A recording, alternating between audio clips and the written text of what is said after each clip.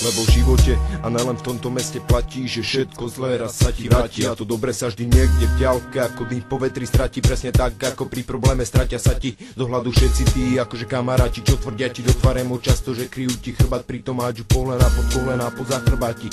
A keď niečo také stane sa ti, dúfam, že začne dokázať ti, že veriť každému kokotovi v živote sa ti nevyplatí. Sám musíš zistiť, kto sú to vlastne kamaráti, kto len smradí, čo im húba smrdí ojebami. Taký svod náš plnú piču. Vybiechácka ulicami medzi panelami, stretneš sa s osobami dobrými, zlými, ľuďmi s rôznymi povahami, charaktermi tvorenými, rôznymi zážitkami, skurvenými životnými osudami, žitými medzi domami. Ulicia Bratislavy, kde roky za rokami vyrastli sme aj my sami. V uliciach Bratislavy, kde každý robí to, čo vie pre svoje prežitie, aj keď mnohí zjavne s problémami. V uliciach Bratislavy, ktoré žiaľ dali mnohým viac ako ich rodičia, ako ich vlastní otcovia a mami, ako ich vlastní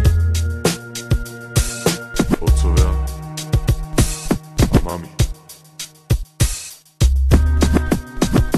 Tak čo vy na to? Na to.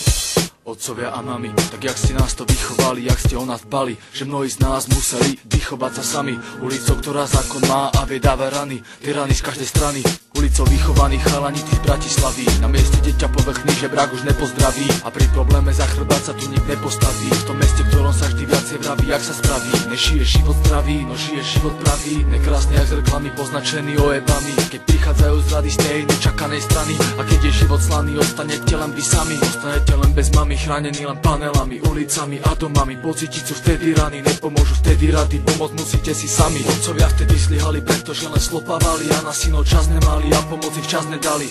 Drahí otcovia a drahé mami, tak jak ste nás to vychovali, jak ste o nás dbali, že mnohí z nás museli vychovať sa sami. Ulicou, ktorá zákon má a vie dáva rany, tie rany z každej strany, a nemá z nás sa s nami, s našimi osudami. S našimi osudami, osudami, osudami.